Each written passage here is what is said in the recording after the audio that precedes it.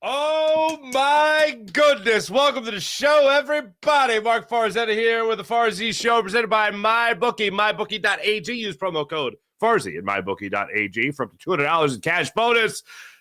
Daryl Morey is not a liar. If you haven't seen it yet, good Lord, Daryl Morey.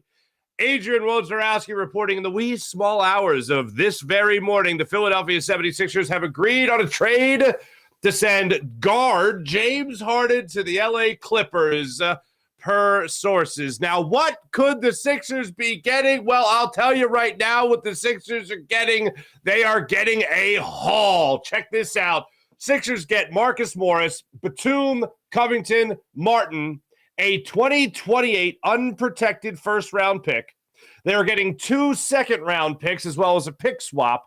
And the Clippers are also right now on the hunt for a third team to give them a first-round pick. That's another first-round pick that they will also send to the 76ers. So, Sixers are getting Rocco back. Reverse the process is still alive. Rocco comes back to Philadelphia. 2 first-round picks, including the 2018 unprotected pick, 2 seconds with a pick swap in that second round, and the Sixers are sending away James Harden, PJ Tucker, and Filip Petrusev to go to the Clippers. How about that? Good morning. Nice to see you. Hope you have a wonderful day. I got to tell you, that Daryl Morey fella, this is it. I know Terrence Mann is not in this. I know he's not in it. I know some people might poo-poo it because of that, but I am all about it. This is a great trade for Daryl Morey. I'm sorry I ever doubted you, Daryl Morey. I most humbly apologize. You know, he was holding out hope. The reports for the last couple of weeks here, of course, over, the Clippers aren't really discussing it anymore. The Sixers aren't discussing it anymore. This is what they're doing. Okay. Bull, as I think we all said throughout that entire time, like, you're just going to stop conversation. He held out hope for Terrence Mann, couldn't get Mann, so he moved on. And the biggest thing here, I'll go back to it, and I said this way back when they were doing the deal. We had talked about Covington, Batum, and Morris, those guys being involved because of the salary. So those are completely expected. But that 2028 first-round pick and the fact that it's unprotected, that was the apple of my eye. I didn't think they were going to get Terrence Mann. I didn't think it was going to happen. But if they could get that 2028 first-round pick and have it unprotected, that is beautiful, because you're looking at Paul George, you're looking at Kawhi Leonard, and obviously you're looking at James Harden there. Not exactly in 2028 on top of their game. So the Clippers are most likely going to suck, which that makes that 2028 pick all the more beautiful. Daryl Morey, phenomenal job. Way to know the market. And here, you know what would be amazing? Today's the NFL trade deadline at 4 o'clock. You know what would be amazing? If Howie Roseman somehow outdid Daryl Morey on this trade deadline day. I don't think that's happening. This is great. It's great for so many different reasons. Do you know what's not listed here? Do you know what's not listed on what the Sixers get? More of an opportunity for Tyrese Maxey to grow, develop, and come into his own. That's what's not on that list, because you know what? You're not trading for that. You now just get it. By moving on from Harden, it's addition by subtraction, and now you get to see what a guy like Tyrese Maxey can really do in this offense without that cloud of James Harden over him, without him being in that shadow anymore. He gets to be the number 2 guy to Joel Embiid, and I love it. Folks, just a couple days ago, before the season, I outlined for you what I really wanted out of this year. The number one thing, the most obvious thing right there was just moving on from James Harden. Done. The second thing is going to take some time is Tyrese Maxey being an all-star. But how about this news that came out yesterday for Tyrese Maxey? My man Pots and Pans already on his way. 30 points per game, 30.3 points per game, 6.7 rebounds, 6.3 assists, shooting 58% from beyond the arc.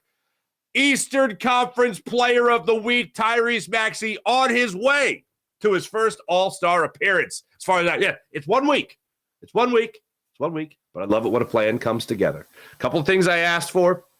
That 2028 first-round pick in the trade, got it. Robert Covington and reversing the process. I thought they would try to reverse the process with Drew Holiday. Would have liked to have seen them reverse the process with Drew Holiday. Didn't reverse the process with Drew Holiday. Now they've reversed the process with Robert Covington. And now Tyrese Maxey just has room to grow. A whole lot of room to grow for Tyrese Maxey. Daryl Morey, phenomenal job on this trade. Way to hold out to the very last second as far as James Harden officially coming back and being around the team, and the team saying, well, you pump the brakes on that. We'll tell you when we're ready for you. And I did have a feeling throughout this offseason that he had already played his last game as a 76er. I had said as much many times on this show. He's already played his last game as a 76er. Daryl Morey made sure he had already played his last game as a 76er, and he got a beautiful return on that James Harden trade. I am so unbelievably excited for also the expiring contracts we're getting in that deal as well, for what this means for the Sixers. This is a beautiful. You talk about the window. Ultimately, when you really think through this, you talk about that window. And I was doing a radio hit yesterday, a guest spot, and they'd asked me about this window with the Sixers. And I know everyone looks at the window as it's opened by Joel Embiid, and that's a big part of it. But if you could continue to get this kind of growth going from Tyrese Maxey, this window isn't slammed shut like we all thought it was. Because then the window goes from Joel Embiid holding it up like Atlas, right, to Tyrese Maxey trying to keep that thing open. And now a 2028 first-round pick? How many All-Star games do you think Tyrese Maxey can make before 2028? How much more maturing, how much more the development do you think he can have by 2028 before the Sixers throw in another weapon on this team? That makes me feel so much better about this future, is the fact that you got 2 first-round picks right there. And by the way, the second first-round pick that you're supposed to get from this to-be-named-later third team. I've heard of for future consideration. I guess this falls under future considerations. Like, whatever trade we make next for a first-round pick, that's going right to the Sixers. So that could be this year, could be next year, whatever the case may be. But the Clippers, I don't even think have a first-round pick until 2028 anyway. Well, they used to. So for me, I think that this really helps out the Sixers for the future. This is the exact type of deal that you wanted to see Daryl Morey pull off for James Harden. And I am blown away by how much he was able to get in return for James Harden. Not just James Harden, but James Harden in this circumstance where the Sixers, they held hostage. They didn't have any leverage anymore. They didn't wait to the deadline. Maybe it bulks up a little bit. Maybe you get Terrence Mann. I doubt it. But I was very surprised to see that they were able to get this much. Knowing that the season had already started, you were going to be paying Harden anyway. And it was either, all right, yeah, sit there and he does nothing for you. Sit there and he stunts the growth of Tyrese Maxey, and they still able to get 2 first-round picks here? This is insane to me. It is phenomenal, is what it is. It was one of those situations, and you know what I didn't do? When I was pulling up all the info, I meant to get this for you guys, but the time of the tweet from Woj, if you go back to it, because it's one of the first things I saw this morning, of course, Woj put out the tweet, the first tweet announcing the trade, the Woj bomb, if one will, put it out at 2:01 in the morning. Oh, you're a beautiful man, Adrian Wojnarowski, and Daryl Morey, of course. This is exactly how I wanted it to line up. I know that the man deal isn't great, but so far what I've seen is a lot of positive reactions surrounding this trade, and I don't see how you couldn't have positive reactions surrounding this trade. What it means for this squad, for now, for the future, is off the charts.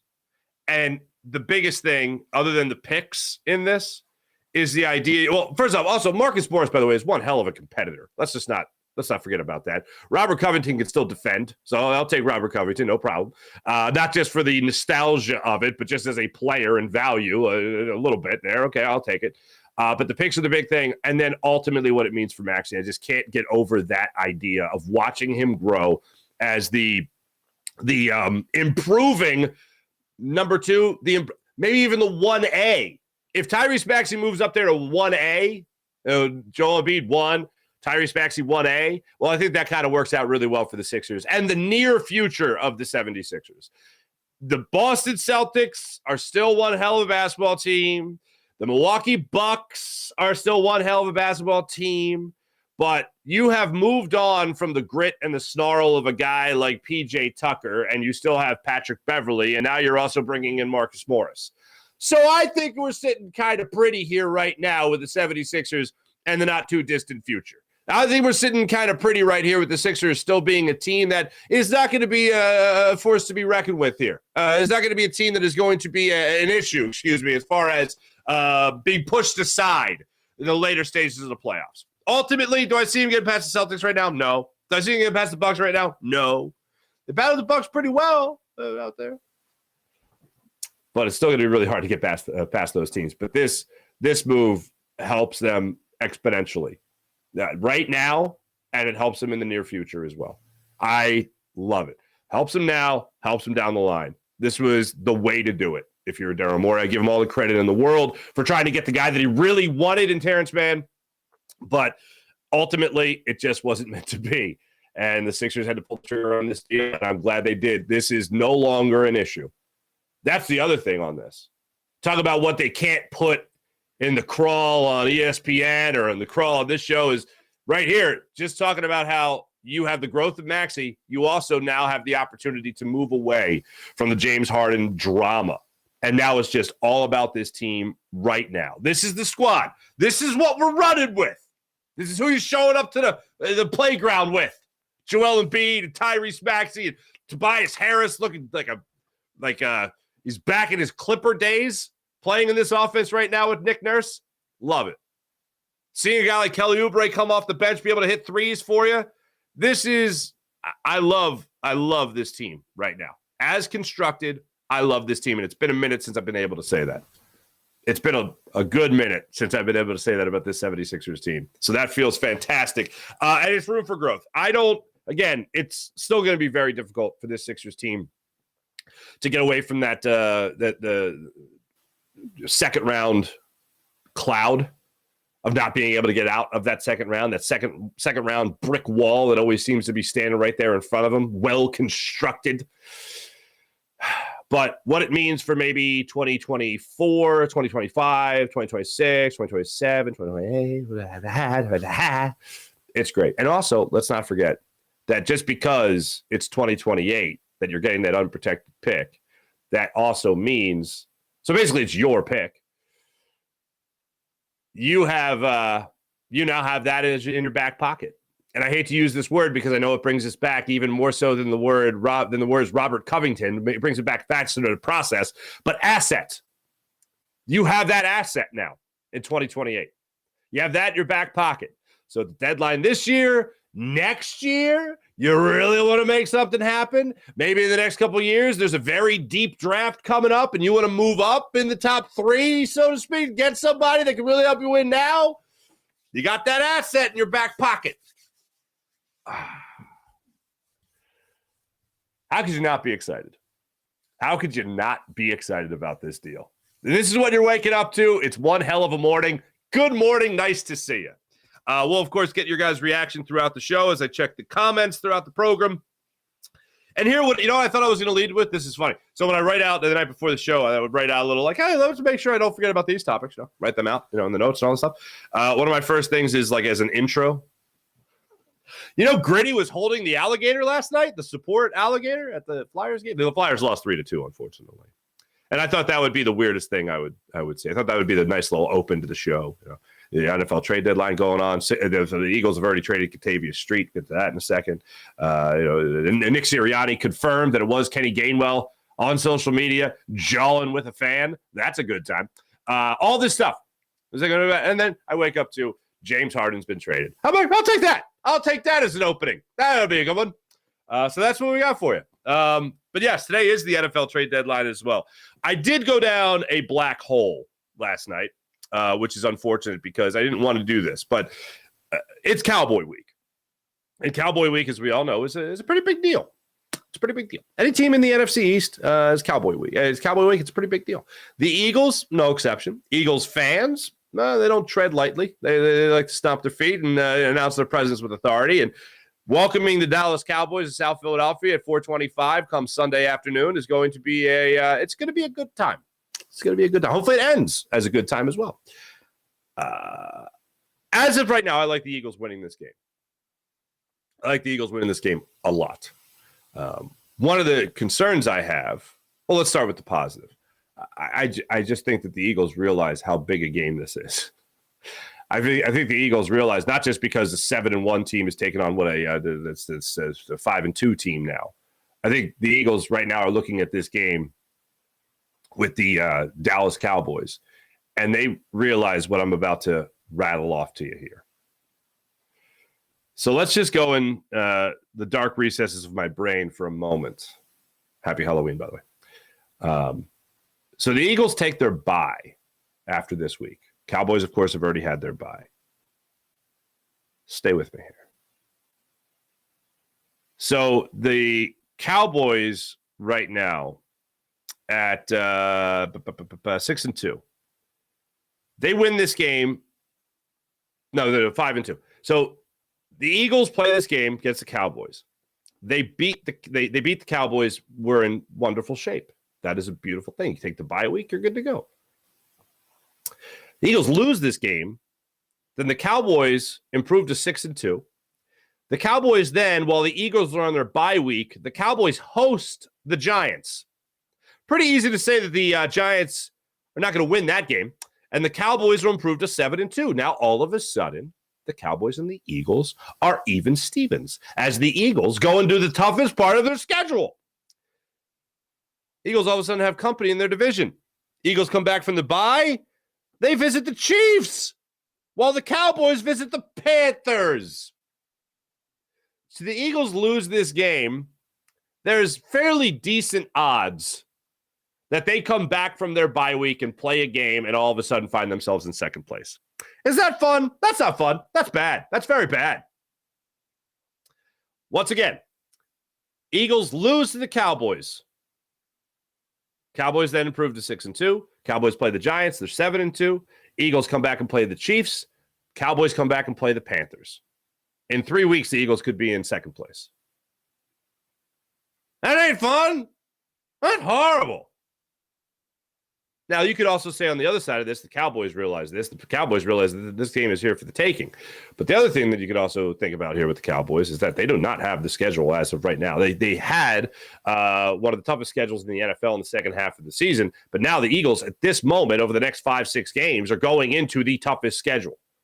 So right now, when you look at it like that, I think the Eagles have to have a little bit more of a heightened sense of urgency, more so than what the Cowboys do. Cowboys could lose this game and make up ground later over the next 2 weeks. Eagles lose this game. Oh, boy, there's a whole lot of hurting going on with the rest of this schedule over the next 5-6 games here. Cowboys twice, as we've talked about. San Francisco 49ers. You also have the Seahawks on there having themselves a hell of a year. Buffalo Bills are on there. Cowboys, they got the Panthers, okay? And the Giants over the next 2 weeks. They got time to make up for it, even while the Eagles take their bye week. I'll also say this. The Eagles do a hell of a job protecting their home. I know Dak Prescott's got great numbers against the Eagles and all that stuff. You got to take into account the validity of some of those games. Some of those games, as we know, the Eagles have rested their starters at the end of the year, while the Cowboys have played their starters at the end of the year. And taking advantage of that. Nate Sudfeld was playing a good part of one of those games, which is crazy to me. But yeah, Dak has had some success. He certainly has. This is one of those games where all the chips are in the middle of the table. Eagles win this game. They take their bye. They're relaxed. We relax. We feel great. We feel confident. Eagles play this game and lose. Then all of a sudden, everything's a roll of the dice for the rest of the season, especially when you talk about the next 5 weeks after this game against the Cowboys, where you face them again. You go through the schedule I just mentioned, including the Seahawks in Seattle. So there's a lot riding on this one game. And I know you always talk about stacking wins, and they of course lost the only game they have to the Jets, which really sucks because it's such a winnable game. And they turned the football over 4 times. And when you lose a game like that, it's like you got to be perfect going into a game like this against the Cowboys with the schedule that follows it. Unfortunately, that's not the case. So the only way to really set the course right, set the ship back, put the ship back on course here, is to be able to go out there and beat the Cowboys on Sunday afternoon. One of the things that does concern me, now this is where the negative comes into it. Wasn't it? I think that was already kind of negative, but also real. It's a very real scenario. Again, the positive, I think the Eagles win this game. The negative is that the Cowboys are one of the best takeaway teams in the NFL. And the Eagles have had a hell of a lot of giveaway problems in recent weeks. DaRon Bland has more touchdowns this year than most wide receivers there for the Dallas Cowboys. That is a concern. Eagles always seem to struggle when it comes to that Dallas defense. Dallas defense is a force to be reckoned with, as we know. But if there is going to be one thing that the Eagles can look at here, you want to talk about a mismatch? A guy like DaRon Bland against a quarterback that is turning the ball over, unfortunately, at an alarming rate. On the other side of that is Lane Johnson versus Micah Parsons. He has had his fair share of success. And as our friend Thomas Peterson pointed out on social media yesterday, on the other side of that, if they decide to move Micah Parsons on the other side and try to get around Jordan Mailata is the highest graded by Pro Football Focus, the highest graded offensive lineman in football. So you're going to go from Lane Johnson, banged up or not, still incredible, even if he plays on one leg. You're not going to have any luck over there. Let's say you don't have any luck over there. Let's say you continue to not have any luck over there on Lane Johnson's side. You come over to Jordan Mailata's side. Well, then you got the best offensive lineman in football. That's crazy. That is bonkers. And if you're the Cowboys, you're going to be looking at that with this defense and how much success you've had as a defense this season. Oh, my goodness gracious. The Eagles hold all the cards here. It'd be an upset if the Cowboys won, obviously. For the Cowboys to go on the road to visit a division rival where we all know anything could happen. I mean, look at how the Eagles have struggled against the Commanders this year, for crying out loud. The other thing is you have to keep in mind is whenever you think about the alarming rate of turnovers with Jalen Hurts, you also have to flip it over on the other side when you talk about a guy like Dak Prescott, who at any moment could turn into that turnover machine. And the Eagles, their pass rush isn't anything, to ignore. They deserve a lot of credit for what they've been able to do so far this season. And I know you've talked about Jalen Carter having issues. You talked about Jordan Davis having a hamstring issue. Listen to Nick Sirianni talk about Cam Jurgens potentially coming off IR this week. That'd be can come off IR this week. That'd be a wonderful addition to this Eagles offensive line. And I would love to see what that does for the run game for the Eagles, to see if the Eagles are able to have any more success in the run game. Not just like we talked about yesterday with Brian Johnson making the decision to run the football more and committing more to the run, and Nick Sirianni doing the same thing when they're game planning for these matchups, but also giving them more reason to invest in the run when you have a better blocking offensive line with Cam Jurgens right there at the right guard spot. So things are lining up for the Eagles as far as I'm concerned. Jalen Carter, when it came to the back injury, when it came to the back issue, Nick Sirianni gave us some hope that it wasn't as big a deal. There's something that they're monitoring. Did talk about Jalen Hurts' knee issue. Said you have to talk to Jalen about that. I think Jalen speaks to the media tomorrow, so we'll get that information. But all this adds up to the Eagles being in a good spot health-wise going forward. So that's where I'm at as far as this matchup goes as of right now on this Tuesday. We'll see how the rest of the week plays out for the Eagles going forward. One more thing I wanted to get into here regarding this matchup is the Eagles secondary. When you look at James Bradberry, Darius Slay not so much after this game, but James Bradberry is supposed to be a lockdown corner. We're talking about James Bradberry going into this season. Darius Slay was on the top 100. James Bradberry was not. You could argue, with great success, by the way, that James Bradberry was a better corner throughout the majority of last year than Darius Slay was. This year, neither one of them have really jumped out as incredible to me. Neither one of them has really jumped out to me as Pro Bowl quality, as top 100 quality. But James Bradberry has gotten turned around on multiple occasions this season. And this game against the Commanders is no exception to it. When you talk about McLaurin getting that first touchdown of the game, going up, high-pointing it, and James Bradberry just looking lost. We talk about Logan Thomas just being able to jump over top of him for a first down there in this most recent Commanders game. And it's really been throughout the year that James Bradbury has just not looked like the guy that we saw last year. All in all, it's still incredible to think about this Eagles defense as going into last week, the third best defense in terms of yards per game that the Eagles have been. So that is wild to me. But now you're going on and facing what I'll call them a very streaky offense. That would be the way to describe it in the Dallas Cowboys. A very streaky offense. And I know that they got some sexy wins up there with the 40-point games and all that stuff and blowing teams out like they blew out the Giants the first time they saw them this season. A lot of that is defense, and credit to the defense. They can put points on the board. No question about that. But I just don't. If you're a Cowboys fan going into this game, I know you're probably jazzed up for it. Congratulations for that. But I think that excitement, it ends at kickoff. I just think the Eagles are going to control this game. Again, that's how I'm feeling on this Tuesday. But when you talk about that secondary, I do have concern there because you talk about a streaky offense. Even if the Cowboys are off a little bit, and their defense, and the Eagles' defense is starting to have their own streakiness. They're starting to show that they got some holes in them. Then Dak is not going to turn into that turnover machine, and Dak is going to be able to find his wide receivers like he was last week against the Rams, where he hit Michael Gallup for 120 plus yards and 2 touchdowns. Or excuse me, CeeDee Lamb for 120 plus and 2 touchdowns. So I don't want to see that version of Dak Prescott, and I hope this defense can rise to the occasion. By the way, coming up on Thursday's show, Quentin Michael will be joining us. Former Eagle safety Quentin Michael will be joining us. One of the things I look forward to getting into with Quentin Michael is Kevin Byard's addition, the addition of Kevin Byard to the Eagles secondary, and whether or not you really need that game under your belt to kind of understand everything and the communication, and then hopefully every game gets better from that point on. Other than almost having an interception late in the game against the Commanders, Kevin Byard, not that big a deal. Look forward to hearing from from Sean Desai this week about how Kevin Byard fit into the mix and his learning process and becoming acclimated with the Eagles secondary and becoming acclimated with the system here in Philadelphia.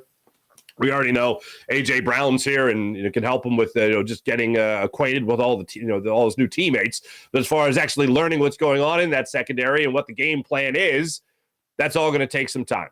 So hopefully we've seen what we'll call the worst of Kevin Byard, and the best is still right there for the showing when it comes to Byard and what he can do for this team.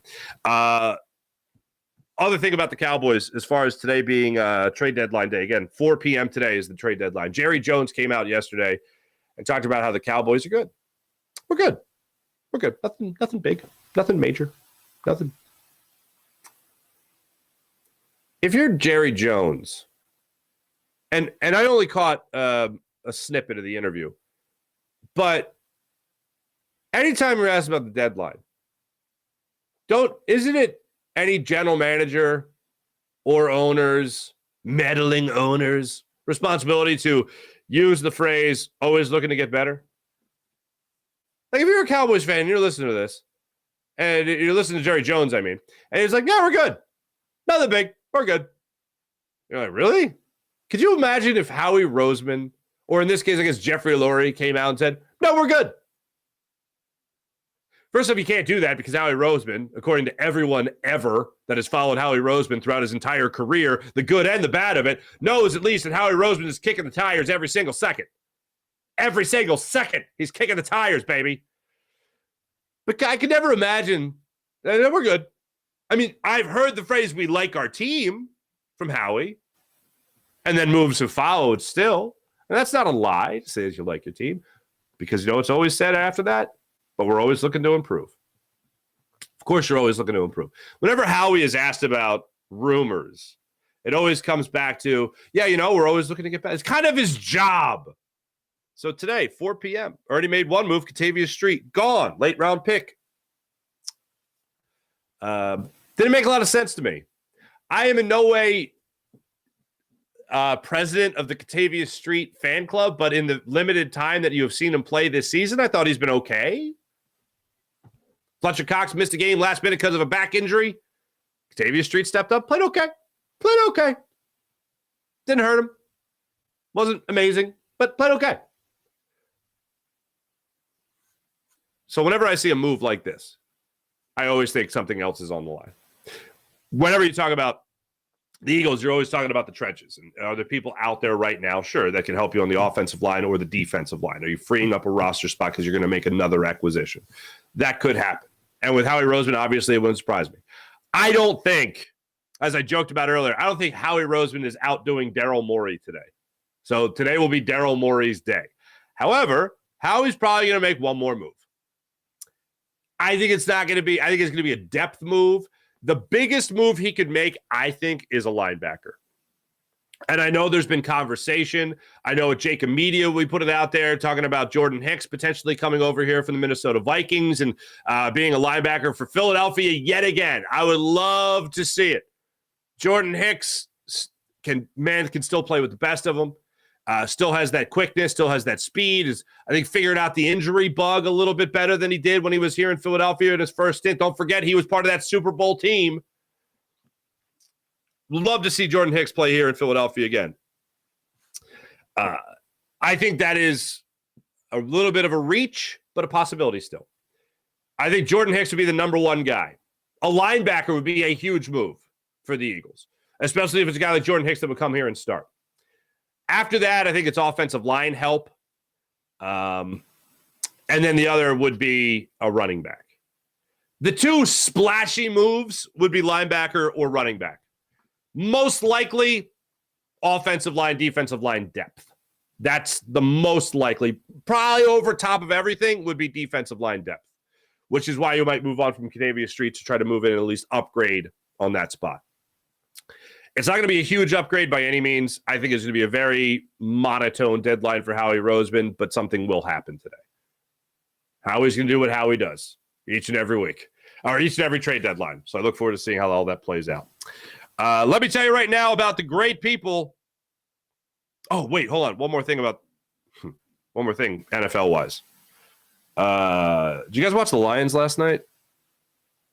Did you guys watch Jahmyr Gibbs last night? I stayed up and watched that game for two reasons. One, the obvious, NFC. I wanted to see what the Lions had going on there. I wanted to see if they were going to improve to 6-2, which they did.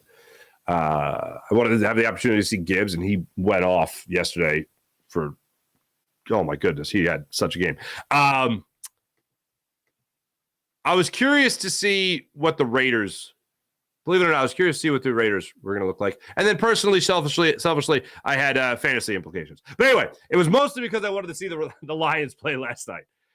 And what they do on offense with their tight end, Sam Laporta, the rookie, and what they do on offense and just running the football in general, whether it's Gibbs or anybody, it is such a sight for sore eyes. And that offensive line was creating craters for running backs to run through them like meteors, man. They were huge holes on that offensive line they were opening up for their running backs. And you talk about committing to the run. It was spectacular to see what they were doing on offense.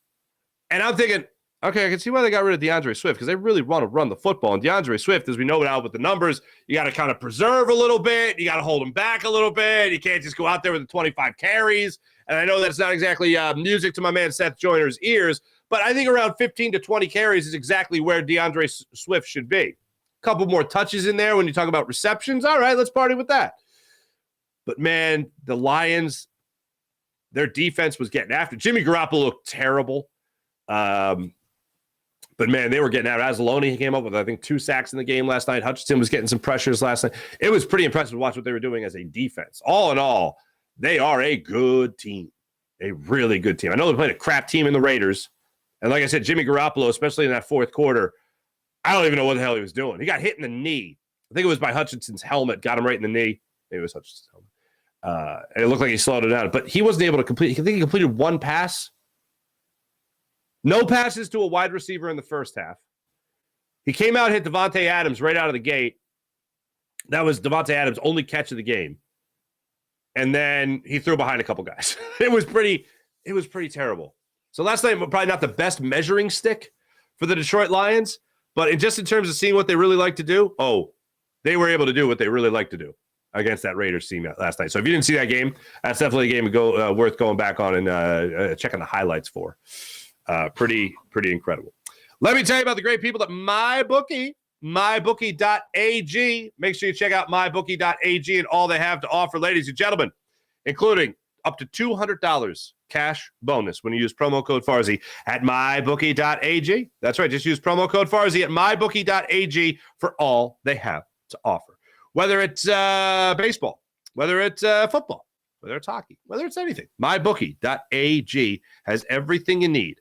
You can bet anytime, anywhere at MyBookie and take advantage of promo code Farzy for up to $200 cash bonus. And how about this? Long shot odds plus 3,800. That's right. Long shot odds plus 3,800 when it comes to all things when it comes to all things for the Super Bowl, when we talk about the Kansas City Chiefs and the Philadelphia Eagles kicking off in the Super Bowl in Vegas, baby. Plus 3,800 long shot odds right there. Nothing better than that. Go to MyBookie. Use promo code Farzy at MyBookie.ag. I don't know why I'm not able to pull up my chat check, but let's see if this finally pulls up the chat check. For those watching, you probably hear me fumbling around my keyboard here. My apologies, but I want to make sure I include the good people here. Musical interlude. All right, let's get into this. All right, let's get into our chat check. First off, in case you're just joining us, I just want to throw this up one more time. Yes, the Sixers have traded that guy, James Harden. 2 first-round picks, 2 second-round picks with a pick swap there. Unprotected 2028 first-round pick. Room to grow for Tyrese Maxey. They also get Marcus Morris, Nicholas Batum, Robert Covington, and KJ Martin. Not too bad. Sixers getting moving on from Philip Petrusev, also Petrusev, PJ Tucker, and James Harden, obviously, as well. So that's where we sit. Woj put the tweet out this morning at 2:00. How about that? Oh, my goodness. All right, let's get into the chat check. I'm going to start it off on the on the Jacob Media page. See what you guys are up to. Ross and Found. Great name. Harden for a Groupon? Are you serious? You think that's a Groupon? Look, I understand that everyone was like, oh, man, make it man, get man. You weren't getting man. That was it. You got 2 first-rounders. You got the ability for Tyrese Maxey to grow. Do you understand? Do people understand? James Harden is done, okay? Tyrese Maxey, in the very near future, could be close to what James Harden was. I'll take the guy on the rise that's already pretty high, but still on the rise. In this offense with Nick Nurse, look, it's only been 3 games. I'm not going over the edge with 3 games. I still don't think they're beating the Bucks. I still don't think they're beating the Celtics, okay? But when it comes to this squad right now, I love what I am seeing. You're getting a much better version of Tobias Harris. You're getting a better version of Tyrese Maxey. And I think you're ultimately, because those two are playing so much better, you're going to get a better version of Joel Embiid. Ultimately, you're going to get a better team. You got a better bench that you've had in years with Kelly Oubre coming off the bench, DeAnthony Melton coming off the bench and helping you out as well. For me, this is the best possible thing. Eventually, go back to the bench. But for me, I absolutely love what I'm seeing from this team. Melton being a starter, I'm fine with. But as of right now, with Maxey running the show, as a point guard and a shooting guard, combo guard, whatever you want to call it, I'm here for it. I am 1,000% here for it. And Marcus Morris is not going to be incredible. I'm not saying that. But if you want that grit, if you want a good defensive player, he's there for you in that regard. I do not look at this as a Groupon at all. I think this is a very good deal. I'm very happy about this deal. And again, we don't have to deal with the James Harden BS. That's 4 seasons now? What? It says Big Daddy L. Rob. What, being bounced out of the second round? Yeah, probably. Thank you.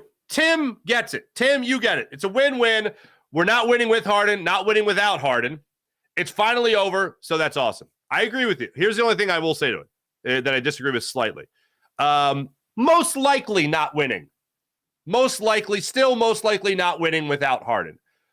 But I got a much better feeling about the future of the 76ers. When the season ended and they lost to the Celtics, my feeling at the time was, I'm moving on from Harden.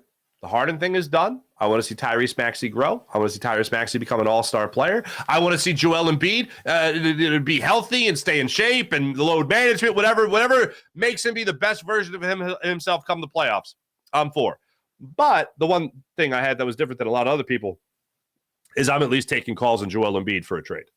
I'm not pushing him out the door. I'm not calling other people to trade him. But if somebody's calling me and saying, hey, what's it going to take for Embiid? I'm going to tell them. And if they don't have it, no big deal. I'll keep them. And then I'll see him and Maxey grow. I'm fine with that. But I think we've gotten to a state where you got to realize that you can get a haul in return for Joel Embiid. A haul. And I hate to go back to the word assets again, but it's there. It's there. Just look at the Rudy Gobert deal. Farzy Morey is part of the blame. Oh, no doubt about it. No. That's why I have said everything I have said about Daryl Morey today has been with the caveat of this trade. I have not said Daryl Morey has done a phenomenal job. I haven't said Daryl Morey is a brilliant GM. I have applauded him for waiting to the last minute to try to get whatever he could. And then this is it. This is all he can get. Moving on. I give him credit for that. This trade, I give him credit for. Bringing in Harden to begin with and knowing that this was going to be lurking sooner or later, don't really like it. Don't really like it. I do like bringing in Oubre. I like bringing in Patrick Beverley. I like bringing in Marcus Morris in this deal, and I really like getting 2 first-round picks and 2 second-round picks. Really like that. Can finally enjoy watching the Sixers this season. Talent 72. I'm with you. I'm on that same deal. Same. He's gone. That's positive. Positive? Yeah, this is positive. A lot of people going back and forth on the deal. This whole situation is far from roses and rainbows. I mean, I don't think I'm giving off that vibe at all. If I would have told you this deal's incredible, they're going to beat the Celtics, they're going to beat the Bucks, this is a deal that puts them over the top to win a championship, then I would be like, wow, I'm a little over optimistic there. That's a little much. I'm not like that at all. I don't think this gets them a championship this year. Maybe next year it helps. And plus the other thing is at the deadline with the assets you have now, you never know how much better you could be. You never know what deal you could be out there. 5 years I'll be in a Ross and Found. 5 years I'll be in a pine box. Danny Green. Oh, that's right. I didn't mention that. The Sixers waived Danny Green.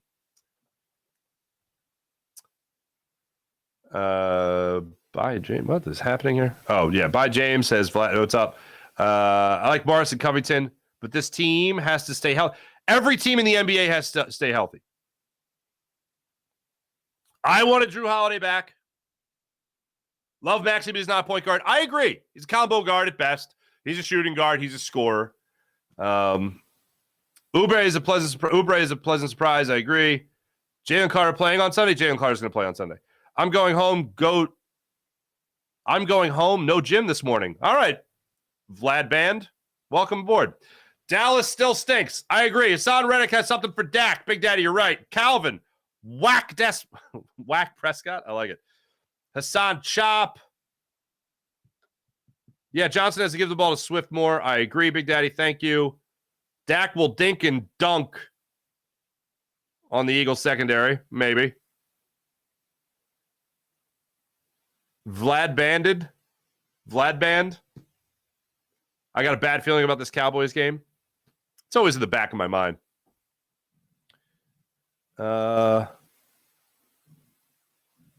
Ross and Val, you talked me into it. Sorry, it's early. And he donates $2 to Jacob. There you go. Camel! Morey needs to be fired. What? What was the better deal? This is the best deal he could have gotten. I was ready to move Harden for a bag of basketballs and a second-round pick. I don't. Yeah, I love this deal. That's not the greatest deal because you didn't get Terrence Mann. I get that, but in terms of what you weren't going to get him. So this was runner-up. All right? This is option number 2. And I think it's that distant of an option number 2. I thought I saw Babs in here. Did I see Babs in here? Whatever. I thought I saw Babs. Babs, I saw you somewhere. Good morning to you. All right, let's start it up on the top on the Farzy Show. Follow the Farzy Show page now. RJ, what's up? They don't watch basketball. You can tell, bro. I've been there every day, and their basketball takes make no sense. What? What the hell are we talking about here?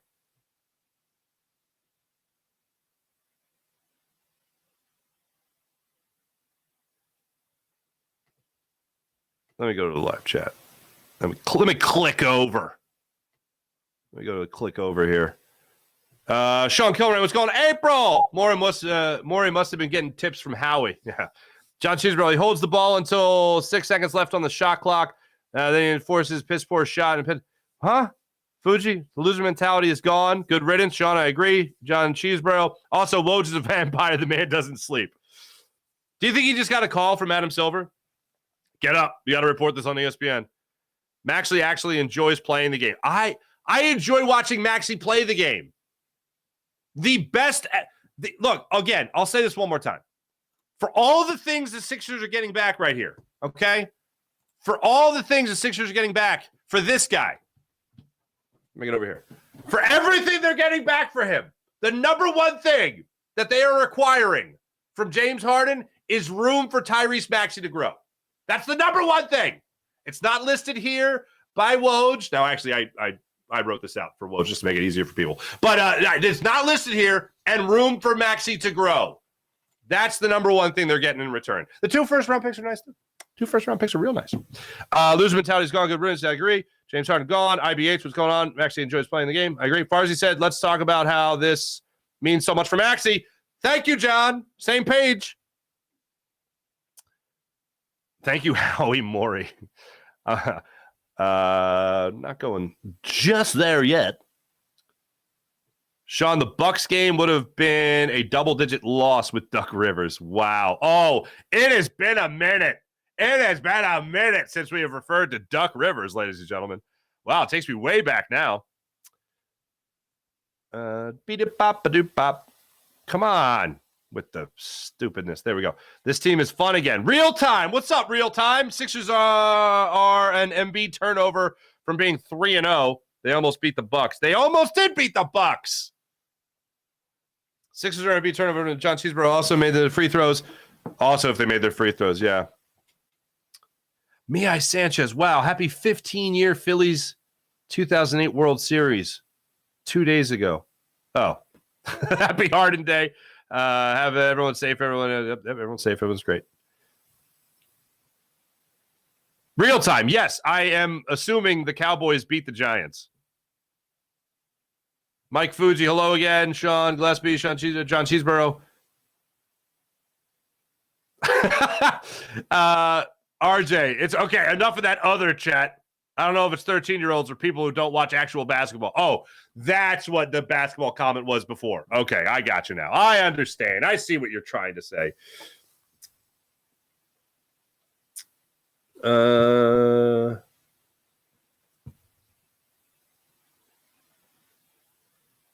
Oh, the RPO with Lane and Swift neutralizes Parsons. Yep.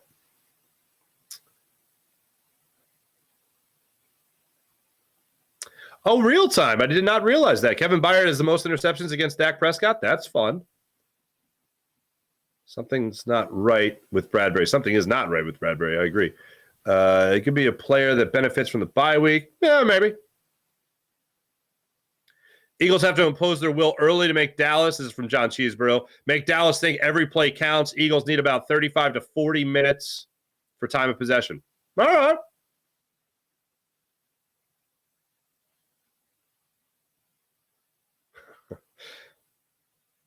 Sean Gillespie, hopefully Bieniemy's great play calling against the Eagles earns him a head coaching job out of the division. Sean Gillespie, here's the thought I had. And I think you're half right. But let's just think about this for a second, okay? Ron Rivera is probably going to get canned at the end of this year. Jack Del Rio is probably going to get out. Is going to be out as well. Eric Bieniemy is going to get a head coaching interview in Washington. I'd prefer that not to happen. Like, I'd be happy as hell for Eric Bieniemy. He's paid his dues, all that stuff. But man, oh man, he could go. Like, people were like, it took forever for him to be a head coach and even get the official play calling and head coach or an offensive coordinator position, all that stuff, because Andy Reid controls everything, whatever. But he could go from like outside Andy Reid's shadow, offensive coordinator, head coach within 2 years. That could happen at the end of this year. We both streaky teams. Keep it a bean. May Jerry Jones always be a Cowboys GM. I know. I'm with you. We're definitely lazy in the secondary for sure. The other problem is teams are going to have gone with mostly the same approach. Get the ball out quick, neutralize the pass rush, and the secondary hasn't done nearly enough to disrupt that timing. That is one of the craziest things about Sean Desai. He's had a lot of success. He's done some great jobs. The second half adjustments they were able to do against the Rams to neutralize Cooper Kupp and Puka Nacua was great. The distance, the cushion that they allow to wide receivers is still amazing to me. It's Jim Schwartz-esque. And it drives me crazy every single week. Instead, Sam Howell just, like, if you want to know whether or not you need to make adjustments in your overall philosophy as a defensive coordinator, Sam Howell's picked you apart twice. Maybe make a change or two.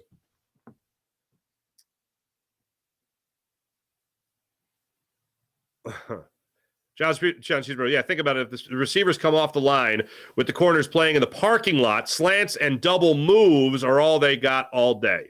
And they do have them all day. RJ, no, we need a running back, Farzy. I agree, we do need a running back. We're definitely lazy. I read that. We got you. Mike Fuji, what's up? I believe the street trade was just to acquire more picks, especially today being a deadline day. Yeah, look. Two things have happened. You've opened up a spot. You've gotten a pick back, and so now you have room and another asset for moves today. So I think we're on the same page there, Fuji. Told y'all Jamel Singleton is scared of Fletcher Cox. We'll eat him if he doesn't put his. Thank you, John. Sean Gillespie, John Cheeseborough, RJ. We go away from Swift way too fast, Farzy. That's probably why I don't trust this coaching staff this year. I got my concerns. I mean, I'll put it this way. I don't trust Brian Johnson. I don't trust him. And I would like for Nick Sirianni to have a little bit more of what he had in the second half of last season, which was, it doesn't seem like we're running the ball enough with our running backs. Let's call some run plays. And that's what happened last year with the RPO. The RPO was their offense was a run offense, but they optioned out of it to pass. Well, then you're not having a running offense. Hand the ball to a running back. How many times I got to say? Swift gets 2 yards a run. Let's get in Gainwell and pass for 15 yards. I'm worried about the play calling. I agree. Farzy Show, down with Tobias will be better. Baby steps. I'm down with Tobias. Oh, sorry. Farzy, slow down with Tobias will be better. Baby steps. I agree. But has this not been like the best version of Tobias Harris we've seen in quite some time? I think it has been. Dallas has to be 50-50 pass run. Limit penalties will win going into the well-needed bye week. All right. I like that. They do commit a lot of penalties. CJ, the number one thing they're getting by getting rid of Harden is that they're getting rid of Harden. I think that speaks for itself. Happy Halloween. Oh, T-Bro. Happy Hughes. They look at you. CJ doesn't trust the coordinators either. I feel like they'll figure it out. CJ, Sir John of Cheeseboro. Hey, I don't want to put anybody's business out there real quick, though, but while I'm doing the chat, I don't want to put anybody's business out there, so I'm not going to get into specifics. But I just want to tell you guys this. For the people that have been in the chat for a long time, for the people that have followed the show for a long time, I'll just say this. Our old friend Dan checked in with me recently. Seems like he's doing okay. He just checked in, said he misses the show, and just wanted to say hi. And there we go. So just wanted to let you know that he's out there. So thanks everybody in the Farzy Show chat. Appreciate you. Everybody else, Calvin, I saw you. Tyrone. So who moves to the 4 spot? It's a good question.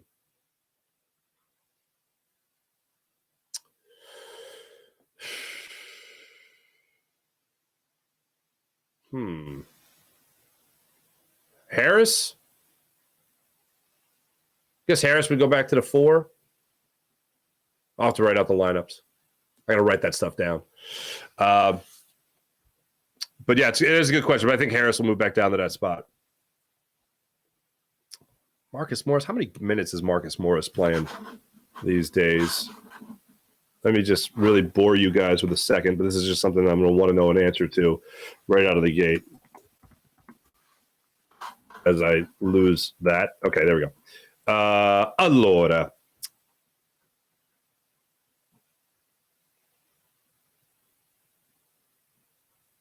Yeah, nothing. Nothing. This is the answer to that question. Not playing this year. Let me get a base here last year. He was playing 28 minutes per game last year? Damn, son. No, he's got that injury, so he's not playing right now. Yeah. So that's where we're at right now. So I would assume it would be Tobias. Thanks everybody in the chat. You guys are fantastic as per usual. Thanks everyone on the Farzy Show page. Thanks everyone on the Jacob Media page. You guys are great. Eagles deadline day today. Look forward to seeing what the Eagles are going to have coming up for us by the 4 p.m. deadline, of course. And now I've got a slow router. There we go. Okay. All right. So we'll see what happens by the 4 p.m. deadline. Look forward to that. Thanks for watching. Thanks for listening. This show is brought to you by the wonderful people at MyBookie. Also, thank you very much to all the people at PHL Sports Nation, Philadelphia Sports Nation, enhancing your Philadelphia sports fan experience across all social media and blogs. That's phlsportsnation.com. Also, a shout out to the wonderful people at Sky Motorcars, skymotorcars.com. Thanks very much, everybody. We'll be back with you guys tomorrow morning. Continue to put the fallout together here from the James Harden trade and also see what the Eagles are able to do throughout the deadline today. Have a wonderful rest of your day. Jim Hyden produced the program. Why'd I go James? I don't know. PJ produced the program. Have a wonderful day, everybody. See you guys tomorrow. Bye.